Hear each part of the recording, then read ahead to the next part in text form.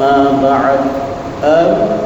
بعد فأعوذ بالله من الشيطان الرجيم بسم الله الرحمن الرحيم وسارعوا إلى مغفرة من ربكم وجنة عرضها السماوات والأرض أعدت للمتقين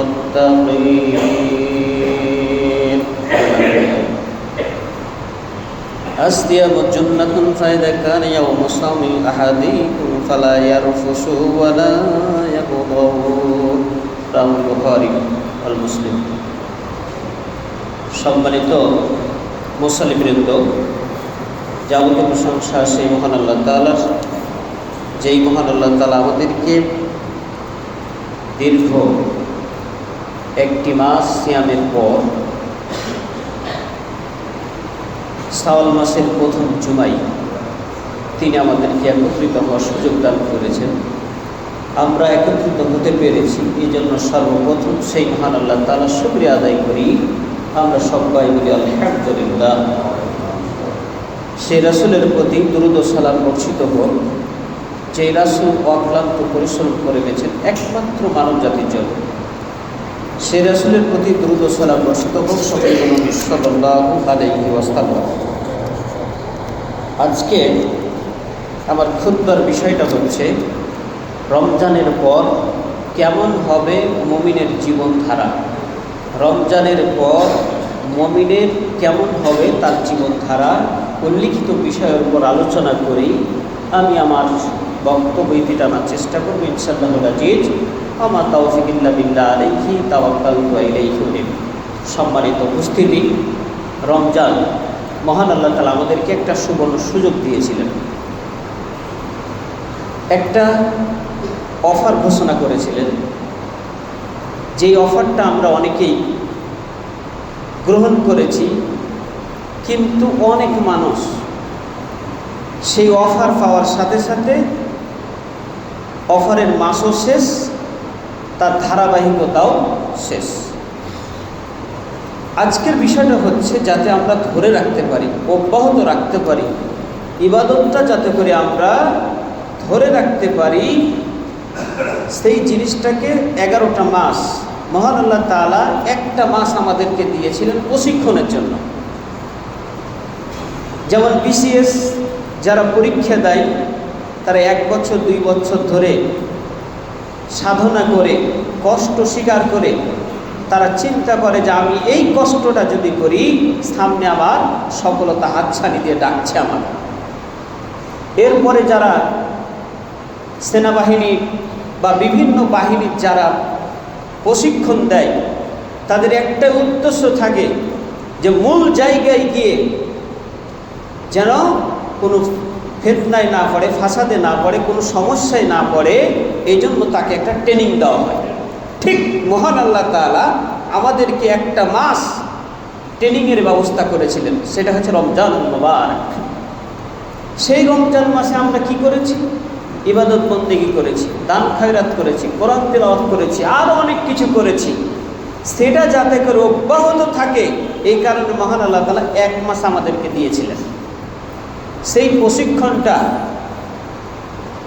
অনেকেই ভালোভাবে দেয়, আবার অনেকেই মাসও শেষ, তার প্রশিক্ষণও শেষ।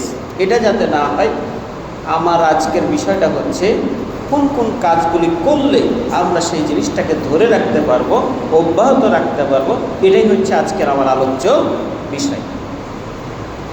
আমি যে আয়াতটি তেলাওয়াত করেছি এটা আমাদের সকলের পরিচিত সূরা আলে ইমরান আয়াত নাম্বার 133। এখানে মহান আল্লাহ তাআলা বলছেন ওয়াসারিউ ইলা মাগফিরাতিন মির রাব্বিকুম ওয়া জান্নাতি আরদুহাস সামাওয়াতি ওয়াল আরদ। অর্থাৎ তোমরা প্রতিযোগিতা করো ওই জান্নাতের, ওই রবের কাছ থেকে ক্ষমা নেওয়ার, সেই জান্নাতের বিনিময়ে যেই জান্নাতের বিস্তৃতি হচ্ছে আসমান এবং জমিনের সমান। সুবহানাল্লাহ। আর এটা উইদ্দাত লিল মুত্তাকিন, আর সেটা মুত্তাকিদের জন্য মহান আল্লাহ তাআলা এটা নির্ধারণ করে রেখেছেন। তাহলে এই প্রতিযোগিতা আমাদেরকে এজন্যই করতে হবে যদি আমরা না করি তাহলে কাল কিয়ামতের মাঠে সেই প্রতিযোগিতা থেকে আমরা বাতিল হয়ে যাব। এবং নফল ইবাদত আমাদেরকে গুরুত্ব দিতে হবে। নফল কেন গুরুত্ব দিতে হবে? অনেক উপকার। এর মধ্যে আল্লাহ তাআলা বললেন যে তোমরা কি করো, আল্লাহ তাআলার একটা নির্দেশ, তোমরা কি করো, প্রতিযোগিতা করো একে অপরের। এটা হচ্ছে সূরা আল ইমরান। এরপরে রমজানের আমলের ধারাবাহিকতা নষ্ট না করা। মহান আল্লাহ তাআলা সূরাতুল বাকারায় তিনি ঘোষণা করেছেন, ইয়া আইয়ুহাল্লাযীনা আমানুত্তাকুল্লাহ কুতিবা আলাইকুমুস সিয়াম কামা কুতিবা আলাল্লাযীনা মিন ক্বাবলিকুম লাআল্লাকুম তাত্তাকুন। হে পৃথিবীর মানুষ, তোমাদের উপর সিয়ামটাকে ফরজ করা হয়েছে। কি জন্য করা হয়েছে? যাতে করে তোমরা তাকওয়া অর্জন করতে পারো। নফল ইবাদতের আরও অনেক গুরুত্ব রয়েছে। তার মধ্যে আরেকটি অন্যতম গুরুত্ব হচ্ছে ফরজের ঘাটতি যদি আপনার হয়ে যায়, এই নফল ইবাদত দিয়েই আল্লাহ তাআলা পূরণ করবেন কাল কিয়ামতের মাঠে। সুবহানাল্লাহ। আরও গুরুত্ব রয়েছে আল্লাহর একেবারে কাছে যাওয়ার, একেবারে নিকটবর্তী হওয়ার যতগুলি মাধ্যম আছে তার মধ্যে অন্যতম একটি মাধ্যম হচ্ছে নফল ইবাদত। ফরজ ইবাদত হচ্ছে মূল ডিউটি, এরপরে নফল ইবাদতের মাধ্যমে সবচাইতে আল্লাহর কাছে যাওয়া যায়, একেবারে নিকটে চলে যাওয়া যায়, আল্লাহর একেবারে ভালো প্রিয় বান্দা হওয়া যায় নফল ইবাদতের মাধ্যমে। তাহলে কয়েকটা কথা পেলাম, সেটা হচ্ছে এক, আল্লাহ তাআলার নির্দেশ, রাসূলেরও নির্দেশ। তিনি হযরত আয়েশাকে বলছেন, হে আয়েশা, তুমি বেশি বেশি নফল ইবাদত করো, কারণ এই নফল ইবাদত করতে করতেই তোমার সবচেয়ে আল্লাহর নিকটে যাবে। এরপরে ফরজের ঘাটতি পূরণ হয়, এরপরে আল্লাহর একেবারে কাছে যাওয়া যায়, আল্লাহর প্রিয় বান্দা হওয়া যায়, আল্লাহর প্রিয় ভালোবাসা মহব্বত একেবারে নিকটে যাওয়া যায়। সুবহানাল্লাহ। এই উপকারগুলি যদি আমরা পেতে চাই তাহলে অবশ্যই অবশ্যই আমাদেরকে এই কাজগুলি করতে হবে। নফল নামাজের মাধ্যমে জান্নাতে নবীজির সাথে সাক্ষাৎ লাভ হবে, আল্লাহর নবীর সাথে সাক্ষাৎ, এবং আল্লাহর নবীর সাথে জান্নাতে যাওয়া যাবে। এই জন্য আমাদেরকে নফল ইবাদত বেশি গুরুত্ব দিতে হবে। আল্লাহ তাআলা সূরা আন-নাহল আয়াত নাম্বার 92, এখানে আল্লাহ তাআলা বলছেন, ওয়ালা তাকুনু কাল্লাযীনা ক্বাদাত গাসলাহা মিন বা'দি কুওয়াতিন আনকাসা। ওয়ালা তাকুনু, তুমি ওদের মতো হয়ো না, কাল্লাযীনা ক্বাদাত গাসলাহা মিন বা'দি কুওয়াতিন আনকাসা, সেই নারীর মতো হয়ো না যেই নারী সুন্দর করে শক্ত করে একটা জিনিস বানালো, সেই জিনিসটা বানানোর পর টুকরো টুকরো করে কেটে ফেলে দিল। তুমি এদের মতো হয়ো না। আজকে আমাদের সমাজের অনেক মানুষ রমজান মাসে ভালো কাজ করে, রমজান মাস শেষ আবার আগে যা ছিল তাই। আল্লাহ তাআলা এই জিনিসটাই বলছেন, তোমরা এই কাজ করিও না। সুন্দর করে একটা জিনিস বানানোর পর জিনিসটাকে টুকরো টুকরো কেটে দিলে যেমন কোনো কিছু থাকে না, ঠিক তোমরা রমজান মাসে অনেক ভালো ভালো কাজ করলে, অনেক কিছু করলে, কিন্তু রমজান শেষ হওয়ার সাথে সাথে আগে যা ছিল তাই, এটা হলে চলবে না। এটা আল্লাহ তাআলা নিষেধ করে দিচ্ছে। আমাদের সমাজে বহু মানুষ আছে, কয়েক ধরনের মানুষ আমরা দেখতে পাই। এক, রমজানের আগে ভালো ছিল না, ভালো হয়, এরপরে রমজান শেষ হওয়ার সাথে সাথে সেই ভালোটা অব্যাহত থাকে, এটা একটা শ্রেণী। আরেকটা শ্রেণী আছে যারা রমজানের আগেও ভালো, রমজানেও ভালো, পরবর্তীতেও ভালো এবং ভালো কাজগুলি অব্যাহত রাখে। এই প্রকার লোক হচ্ছে আল্লাহর কাছে সবচেয়ে উত্তম ব্যক্তি। আগে ভালো, রমজানে ভালো, রমজানের পরেও ভালো ভালো কাজগুলি অব্যাহত রাখে, খারাপ কাজগুলি আর জীবনে করে না। এইরকম লোকও রয়েছে। এই প্রকার লোক হচ্ছে সবচেয়ে আল্লাহর কাছে প্রিয় বান্দা এবং ভালোবাসার বিষয়। আবার কিছু লোক আছে রমজানে ভালো ছিল না, রমজানে ভালো হয়েছে, রমজানের পরে আবার যা ছিল তাই। এই প্রকার লোক তাহলে তৃতীয় প্রকার গেল। চতুর্থ প্রকার লোক হচ্ছে যারা আগেও খারাপ, রমজানেও খারাপ, রমজানের পরেও হচ্ছে খারাপ। এই প্রকার লোক হচ্ছে সবচাইতে আল্লাহর কাছে নিকৃষ্ট, খারাপ, নোংরা সব লোক হচ্ছে এই প্রকার লোক। এখন আমি আপনি চিন্তা করব আমরা কোনটার ভিতর পড়ছি। যদি এই চারটা প্রকারের মধ্যে সবচেয়ে উত্তম ওই ব্যক্তি যা ভালো ছিল, রমজানেও ভালো, রমজানের পরেও ভালো কাজগুলি অব্যাহত রাখে, অন্যায় কাজগুলি সারা জীবনের জন্য পরিত্যাগ করে, জীবনে করবে না, এইরকম কমিটমেন্ট নিয়ে যারা পৃথিবীতে চলাফেরা করবে, এই প্রকার লোককে আল্লাহ সবচাইতে বেশি ভালোবাসেন এবং এদেরকেই মহান আল্লাহ তাআলা সেই কাঙ্ক্ষিত লক্ষ্যার্থে জান্নাত দেওয়ার জন্য প্রতিশ্রুতি দিয়েছেন। এখন আমি আপনি চিন্তা করুন যে আমরা পড়ছি কোনটার ভিতরে। আল্লাহ আমাদেরকে সেই ভালো লোকদের ভিতরে অন্তর্ভুক্ত করে দিন, আমরা সবাই আমিন। আল্লাহ তাআলা সেই জন্যই বলছেন যে ওয়ালা তাকুনু কাল্লাতী নাকাযাত গাসলাহা মিন বা'দি কুওয়াতিন আনকাসা, তুমি ওদের মতো হইও না, ওই নারীর মতো হইও না যে ভালো কাজ কিছু করলো, করার পরে আবার টুকরো টুকরো করে কেটে ফেলে দিল, এদের মতো হইও না। অনেক মানুষ রমজান মাসে ধূমপান ছেড়েছিল, কিন্তু আবার দেখা যাচ্ছে রমজানের পরেই আগে লাগতো 1 প্যাকেট, এখন লাগে আবার 2 প্যাকেট। আছে অনেক মানুষ। তাহলে আপনার রমজান থেকে কি শিক্ষা নিলেন? আপনি সেনাবাহিনীর ট্রেনিংয়ে গেলেন, ট্রেনিং শেষ না করে আপনি চলে আসলেন, কী লাভ হল? চাকরি দিবে আপনাকে? 10 দিন আগে, 1 মাস আগেও যদি আপনি আসেন, তাও আপনাকে চাকরি দিবেন। সিম কোম্পানি আপনাকে বলেছে যে এত টাকা রিচার্জ করলে আপনি এত টাকা পাবেন, আপনি খুব ভালোবাসা মহব্বত দেখাতে গিয়ে 1 টাকা বেশি দিলেন, আপনাকে অফার দিবে? জীবনে দিবেন। এগুলো আমরা খুব সহজেই বুঝি।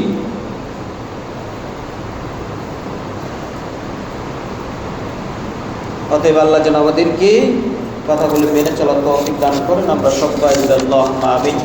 আমাদেরকে ভালো ভালো যে কাজগুলি রয়েছে সেই কাজগুলি আমাদেরকে করতে হবে। আল্লাহ তাআলা বলেন, কুল ইয়া ইবাদিয়াল্লাযী আসরাফু আলা আনফুসিহিম লা তাকনাতু মির রাহমাতিল্লাহি ইন্নাল্লাহা ইয়াগফিরুদ যুনুবা জামিআ ইন্নাহু হুয়াল গফুরুর রহিম। আল্লাহ তাআলা বলেন, কুল ইয়া ইবাদিয়াল্লাহি, হে নবী আপনি বলে দিন, আল্লাযীনা আসরাফু, যারা জুলুম করেছে, আলা আনফুসিহিম, তাদের নফসের প্রতি, নিজের জীবনের প্রতি, নিজের শরীরের প্রতি যারা জুলুম করেছে, লা তাকনাতু মির রাহমাতিল্লাহ, তোমরা আল্লাহর রহমত থেকে নিরাশ হয়ো না। ইন্নাল্লাহা, নিশ্চয়ই আল্লাহ, ইয়াগফিরুদ যুনুবা জামিআ, আল্লাহ তোমাদের সকলকে মাফ করে দেন। ইন্নাহু হুয়াল গফুরুর রহিম, আল্লাহ হচ্ছেন ক্ষমাশীল, দয়ালু। এই কথার দ্বারা আল্লাহ তাআলা বোঝাতে চাচ্ছেন, হে পৃথিবীর মানুষ, তুমি অন্যায় করেছো, বসে থেকো না। আল্লাহ তোমার কি ইচ্ছাটা দেখতে চান, কিভাবে তুমি আল্লাহর কাছে চাচ্ছ, এটা তিনি দেখতে চান। তার রহমত থেকে নিরাশ হওয়া যাবে না। আমি বুঝে শুনে আবার অন্যায়ের দিকে ধাবিত হলাম, এরপরে বললাম যে সামনে বয়স যখন আরও কিছুদিন যাবে তখন আমি ঠিক হয়ে যাব। আপনার কখন মৃত্যু হবে, কার কখন মৃত্যু হবে, আমরা কেউ বলতে পারব না। এই তো 2 দিন আগের ঘটনা, আমাদের চোখের সামনে সব কিছুই আমরা দেখলাম, পেপার, পত্রিকা, টিভি, সেগুলোতে দেখলাম। তারা একবারও স্বপ্নেও ভাবেনি যে আমার আজকের এই যাত্রাটাই আমার শেষ যাত্রা। সন্তানকে গাড়ির ওপর রেখে বলছে যে আমি আসছি বাবা, তুমি তোমার আম্মুর কাছে থাকো। সেও চলে গেল, ছোট্ট বাচ্চা। আমি আপনি কবে চলে যাব? কথাগুলো কিন্তু খেয়াল থাকবে মানুষের। আপনি অন্যায় একটা কাজ করবেন, আরবিতে একটা প্রবাদ বাক্য আছে, জারাহাতুস সিনানি লাহাত্তিয়া ওয়ালা ইয়ালতামু মা জারহাল লিসান, মানে হলো অস্ত্রের আঘাত মিটে যায়, একদিন না একদিন সেটা মিটিয়ে যাবে, কিন্তু কথার আঘাত মিটবে না। জারাহাতুস সিনানি লাহাত্তিয়া ওয়ালা ইয়ালতামু মা জারহাল লিসান। আপনি চিন্তা করবেন, আমি যে কথাটা বলছি এই কথাটার দ্বারা কোনো মানুষ হয়তো আঘাত পাবে, কোনো মানুষ কষ্ট পাবে, আমাকে হয়তো আজকে বলতে পারছে না, কিন্তু একদিন আসবে এই কথার দ্বারাই কাল কিয়ামতের মাঠে আমাকে ধরা খেতে হবে।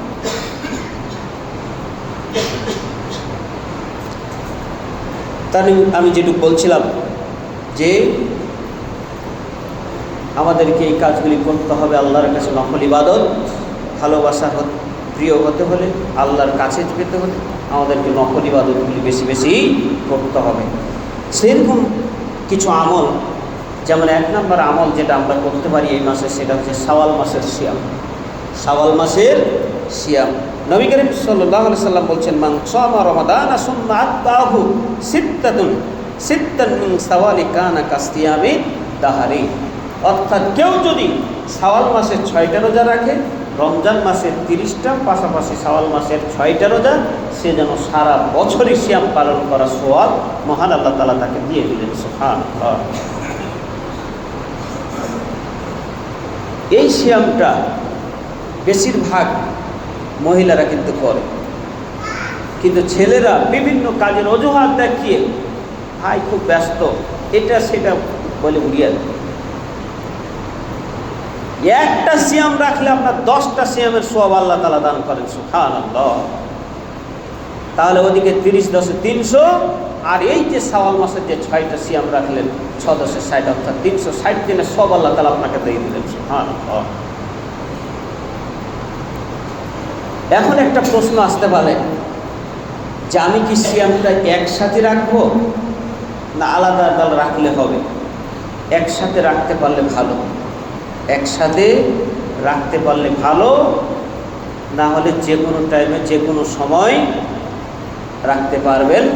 তবে একটা শর্ত, এই শাওয়াল মাসের সিয়াম কিন্তু শাওয়াল মাসেই রাখতে হবে, অন্য মাসে রাখা যাবে না, এটা কাজা চলবে। এখন আপনি আবার বলতে পারি, আমার তো রমজানের সিয়াম ছুটে রয়েছে, তাহলে কি করব? আপনার ওই সিয়াম, অর্থাৎ যেগুলো কাজা সিয়াম, সেগুলো সারা বছর, অর্থাৎ 11 মাস আপনার সময় থাকবে, আপনি সিয়ামটা করতে পারবেন। কিন্তু এই শাওয়াল মাসের 6টা সিয়াম এই মাসে আপনাকে করতে হবে, অন্য মাসে এটা কাজা চলবে না। এত সহজ, এখানে তারাবি নাই, কিচ্ছু নেই, শুধু সিয়াম রাখবেন তাহলেই হবে। এখন আরেকটা করণীয়, সেটা হচ্ছে আরও সহজভাবে যদি আমরা করতে চাই, তাহলে আইয়ামে বীজের রোজা হচ্ছে 3টা, আইয়ামে বীজের রোজা 3টি। এখন ওই 3 দিন আর সোমবার এবং বৃহস্পতিবার এইভাবে মিল করে যদি আপনি সিয়ামগুলো রাখেন, তাহলে 2 দিকে সওয়াব পাবেন। সুবহানাল্লাহ। এদিকে ওপর খোলা নেই, তাহলে এটা একটা সুবর্ণ সুযোগ, আল্লাহ তাআলা সওয়াব দিয়ে দিবেন।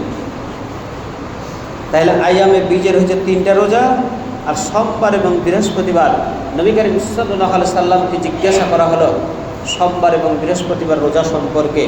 আল্লাহ নবী বললেন, এই দিন আল্লাহর কাছে আমলনামা বান্দার পেশ করা হয়, আমি চাই আমার সিয়ামের অবস্থায় আমার আমলনামাটা পেশ করা হোক। সুবহানাল্লাহ।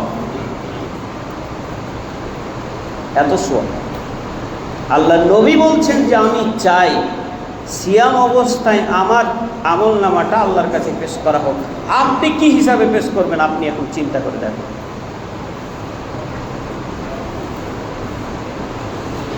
সপ্তাহে 2 দিন যদি রোজা রাখা যায়, তাহলে 1 সপ্তাহের যতগুলো সমস্যা আল্লাহ তাআলা ওই 2টো সিয়ামের মাধ্যমে সবগুলি দূরীভূত করে দিবেন। সুবহানাল্লাহ। একদিকে নেকির দিক দিয়ে, পাশাপাশি চিকিৎসা বিজ্ঞান বলছে আপনি সপ্তাহে যে খাবেন 7 দিন ধরে 2 দিন যদি সিয়াম রাখেন, যত দূষিত, তারপরে ফরমালিন যুক্ত দূষিত অক্সিজেন যত কিছু আপনার পেটে যাবে, আল্লাহ তাআলা এই 2টা সিয়ামের মাধ্যমে দূরীভূত করে দেবেন। সুবহানাল্লাহ। এটা আমার কথা নয়, চিকিৎসা বিজ্ঞানের কথা বলছে। প্রতিটা মানুষ 3.5 কেজি খাবার গ্রহণ করে, আর বাংলাদেশের খাবার তো বুঝতে পারছেন কত ধুলাবালু, এরপরে রং, তারপরে পচা দূষিত অসৎ ব্যবসায়ী, কত নোংরা খাবার আমরা খাচ্ছি। এরপরে একটা মানুষ 13 কেজি অক্সিজেন গ্রহণ করে, ধুলাবালু, তারপরে কালো ধোঁয়া, কত দূষিত অক্সিজেন আমরা গ্রহণ করি। মহান আল্লাহ তাআলা এমন ব্যবস্থা তৈরি করে দিয়েছেন, কোনো মানুষ যদি সপ্তাহে 2টা করে রোজা রাখে তার সব কিছু দূরীভূত করে দেবেন। সুবহানাল্লাহ। তাহলে বোঝা গেল শাওয়াল মাসের সিয়ামের অনেক অনেক অনেক গুরুত্ব রয়েছে। আল্লাহ যেন আমাদেরকে আমল করার তৌফিক দান করেন, আমরা সবাই বলি আল্লাহুম্মা আমিন। তাহলে 1 নম্বরে আমরা কাজ পেলাম, নফল ইবাদতের মধ্যে সবচেয়ে গুরুত্বপূর্ণ একটি ইবাদত, সেটা হচ্ছে শাওয়াল মাসের যে 6টা সিয়াম, এবং প্রত্যেক সোমবার, বৃহস্পতিবার এবং আইয়ামে বীজের যে 13, 14, 15 এই 3 দিন আমরা সিয়াম পালন করার চেষ্টা করব। আল্লাহ যেন আমাদেরকে পালন করার তৌফিক দান করেন, আমরা সবাই বলি আল্লাহুম্মা আমিন। আইয়ামে বীজের যে রোজা, এর ফজিলত সম্পর্কে একটি হাদিসে নবী করিম সাল্লাল্লাহু আলাইহি সাল্লাম বলছেন, তোমরা যদি অহংকার থেকে বেঁচে থাকতে চাও, হিংসা থেকে বেঁচে থাকতে চাও, তাহলে 3টা কাজের কথা বলা হয়েছে। তার মধ্যে একটা কাজ হচ্ছে আইয়ামে বীজের রোজা। যারা রাখবে আল্লাহ তাদের ভিতর থেকে হিংসা, বিদ্বেষ, অহংকার একটু দূর করে দেবেন। এটা হচ্ছে একটা ফজিলত। সুবহানাল্লাহ। এরপরে দ্বিতীয় যে কাজটি আমরা করতে পারি সেটা হচ্ছে তাহাজ্জুদ নামাজ ও নফল নামাজ। ওয়ামিনাল লাইলি ফাতাহাজ্জাদ বিহি নাফিলাতাল লাক আসা আন ইয়াবআসাকা রাব্বুকা মাকামান মাহমুদা। অর্থাৎ আপনি যদি তাহাজ্জুদের নামাজ পড়েন, রাতের নামাজ পড়েন, আল্লাহকে কাছে পেতে চান, আল্লাহ তাআলা নিচে আসমানে নেমে আসেন এবং বলতে থাকেন, কোন বান্দা আমার কাছে কি চাচ্ছ, আমি তোমাকে দেওয়ার জন্য প্রস্তুত আছি, শুধু খালি তুমি চাও আমার কাছে। তুমি বিছানা থেকে উঠে আমার কাছে চাও, যা চাইবে আমি তাই দেব। সুবহানাল্লাহ।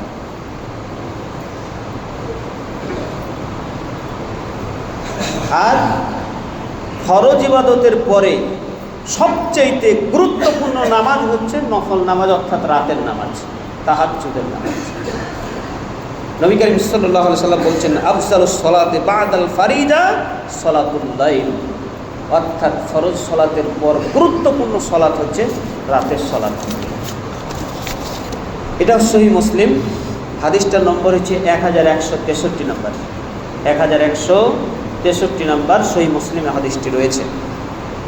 এরপরে নবী করিম সাল্লাল্লাহু আলাইহি সাল্লাম আরেকটি পদ্ধতি বলছেন নফল ইবাদত, সেটা হচ্ছে নিয়মিত কোরআন তেলাওয়াত করা। অনেক মানুষ রমজান মাসে কষ্ট করে কোরআন তেলাওয়াত করে কোনো রকমে খতম দিয়েছে, এরপরে কোরআন নিয়ে যে একেবারে তাকে তুলে দিল, সামনে বছর একেবারে আল্লাহ যদি বাঁচিয়ে রাখে রমজান মাসে আমরা বের করব। অনেক মানুষ আছে। আপনি একটা চিন্তা করবেন যে কম করে হলেও সকালবেলায় কমপক্ষে 1-2 আয়াত বা 3 আয়াত, আপনার যতই ব্যস্ততা থাকুক না কেন, আপনি চেষ্টা করবেন, আল্লাহ আপনার ব্যস্ততা দূর করে দিবেন। আর বলা হয়েছে হাদিসে, সহিহ হাদিস, যে হে বান্দা, তুমি যদি আমার জন্য একটু সময় দাও, আমি তোমাকে রিজিকে পরিপূর্ণ করে দেব, ভরপুর করে দেব, যা রিজিক তোমার প্রয়োজন আমি তোমাকে সব দিয়ে দেবো। সুবহানাল্লাহ। আর যদি না দাও, তাহলে আল্লাহ নবী বলছেন, যে আল্লাহ তাআলা বলছেন যে তোমাকে এমন ব্যস্ততা দিব যে তুমি সময় পাবে না। সহিহ হাদিস, হাদিসে কুদসি, মানে আল্লাহর কথা নবীর মাধ্যমে তিনি ব্যক্ত করেছেন। তাহলে আমি আপনি একবার চিন্তা করি তো, ব্যস্ততার অভাব নাই। ব্যস্ততা সকাল থেকে শুরু করে রাত 10টা 11টা পর্যন্ত আমাদের ব্যস্ততা শেষ হয় না। তাহলে তৃতীয় যে কাজটি সেটা হচ্ছে নিয়মিত কোরআন তেলাওয়াত করা। নবী করিম সাল্লাল্লাহু আলাইহি সাল্লাম অন্য জায়গায় বলছেন, হুজ্জাতুল্লাকা ওয়া আলাইকা, কোরআন তোমার পক্ষে, কোরআন তোমার বিপক্ষে। কোরআন যদি আমরা ধারণ করি, কোরআন পড়ি, কোরআনের অনুযায়ী আমল করার চেষ্টা করি, কোরআন প্রতিষ্ঠা করার চেষ্টা করি, তাহলে আপনার কোরআন কাল কিয়ামতের মাঠে আপনার পক্ষে হয়ে দাঁড়াবে। আর যদি এগুলির একটাও না করি, কোরআন আপনার কাল কিয়ামতের মাঠে আপনার বিপক্ষে দাঁড়িয়ে যাবে। কোরআন যদি বিপক্ষে দাঁড়িয়ে যায়, আর কেউ আপনার পক্ষে হয়ে দাঁড়াবে না। আর আল্লাহ তারটাই গ্রহণ করবে, আপনারটা গ্রহণ করবে। কারণ হচ্ছে সে মিথ্যা কথা বলবে না, আপনি মিথ্যা কথা বলবেন। এই জন্য সূরা ইয়াসিন আল্লাহ তাআলা বলছেন যে আমি তোমার নাক মুখটাকে বন্ধ করে দেব। আল ইয়াউমা নাখতিমু আলা আফওয়াহিহিম ওয়া তুকাল্লিমুনা আইদিহিম ওয়া তাশহাদু আরজুলুহুম বিমা কানু ইয়াকসিবুন। সূরা ইয়াসিন আয়াত নম্বর ৬৫-তে সে কথাটি রয়েছে। এরপরে চতুর্থ নম্বর যে কাজটি, সেটা হচ্ছে দান সাদকা অব্যাহত রাখা। দান সাদকা অব্যাহত রাখা। আপনি যেভাবে দান করছিলেন, রমজান মাসে বেশি সওয়াবের আশায় 500 টাকা দিয়েছেন, অন্য মাসে আপনি 100 টাকা দেন, 50 টাকা দেন, কিন্তু দানটাকে কখনো গুটিয়ে রাখা যাবে না। আল বাখিলু লা ইয়াদখুলুল জান্নাহ, বখিল ব্যক্তি কখনো জান্নাতে যেতে পারবে না। কৃপণ ব্যক্তি কখনো জান্নাতে যেতে পারবে না। দিতেন 500, দেন 50, আপনার সামর্থ্য যতটুকু আছে, কিন্তু অব্যাহত রাখতে হবে। সূরা আল বাকারা আয়াত নম্বর 274, এখানেও সেই কথাটি রয়েছে, আল্লাযীনা ইউনফিকুনা আমওয়ালাহুম বিল-লাইলি ওয়ান-নাহার সিররান ওয়া আলানিয়াতান। হে পৃথিবীর মানুষ, তোমরা কি করো? দান করো। রাতে দিনে, গোপনে, প্রকাশ্যে তোমরা দান করো, তাহলে আল্লাহ তোমাদেরকে অফুরন্ত সওয়াব দান করবে, অফুরন্ত একেবারে। এবং তিনি বলে দিচ্ছেন, ওয়ালা খাউফুন আলাইহিম ওয়ালা ইয়াহজানুন, তোমাদের কোনো চিন্তা নাই, তোমাদের কোনো ভয়ও নাই, তোমরা চিন্তিত হও না। এরপরে পঞ্চম নাম্বার যে কাজটি হচ্ছে আইয়ামে বীজ ও সাপ্তাহিক নফল সিয়াম, এটা তো বললাম। এরপরে ষষ্ঠ নাম্বার, সেটা হচ্ছে বেশি বেশি তওবা ও ইস্তেগফার করা। আল্লাহর কাছে ক্ষমা চাইতে হবে, দোয়া করতে হবে যে আল্লাহ তুমি আমাকে মাফ করে দাও। আল্লাহর নবী 100 বার, এক হাদিসে রয়েছে 70, আর এক হাদিসে 100, আল্লাহর নবীর আগের এবং পিছনে সব গুনাহ আল্লাহ তাআলা মাফ করে দিয়েছেন। এরপরেও তিনি 100 অথবা 70 বার তিনি আল্লাহর কাছে ক্ষমা চেয়েছেন। আমরা কয়বার চাই? আমরা তো বলতেই পারি না যে আল্লাহ, এবং চাইতে হবে ওইভাবে যে আল্লাহ তুমি, আমি এই অপরাধটা করেছি, তুমি আমাকে ক্ষমা করো। এই কথাটাও আমরা বলতে পারি না, আল্লাহ তুমি আমাকে মাফ করো।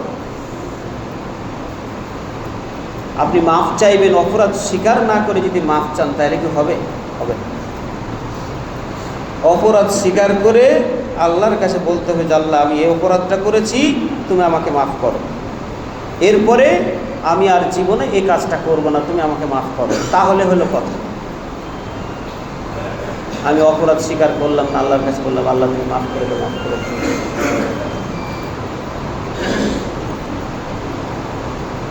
ওয়ালাউলা ফাদলুল্লাহি আলাইকুম ওয়া রাহমাতুহু লাত্তাবাউহুস শাইতানু ইল্লা কলিলা।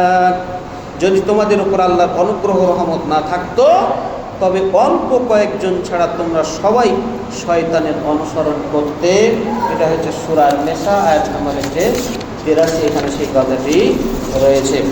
অতএব আমাদেরকে আরও দোয়া করতে হবে, আল্লাহ রব্বানা লা তুযিগ কুলুবানা বা'দা ইয হাদাইতানা ওয়া হাব লানা মিন লাদুনকা রাহমা ইন্নাকা আনতাল ওয়াহ্হাব। রব্বানা, হে আমার প্রতিপালক, লা তুযিগ কুলুবানা বা'দা ইয হাদাইতানা, হে আল্লাহ তুমি আমাকে হেদায়েত দেওয়ার পরে আবার তুমি গুমরাহি আমাকে নিয়ে যেও। তুযিগ কুলুবানা বা'দা ইয হাদাইতানা ওয়া হাব লানা মিন লাদুনকা রাহমা, তুমি আমাকে দান করো রহমত তোমার পক্ষ থেকে। ওয়া হাব লানা মিন লাদুনকা রাহমা ইন্নাকা আনতাল ওয়াহ্হাব, তুমি হচ্ছেন মহান দাতা, তুমি একমাত্র দাতা। এইভাবে আল্লাহর কাছে দোয়া করতে হবে। আল্লাহ তাআলা আপনাকে সঠিক পথে ইনশাআল্লাহ রাখবেন। আরও অনেক নফল ইবাদত রয়েছে, আজকে এই পর্যন্তই আমি এটি টানলাম। আল্লাহ যেন আমাদেরকে সামনে যে আরও যে কাজগুলি রয়েছে আমাদেরকে দান করুন, সকলে বলুন।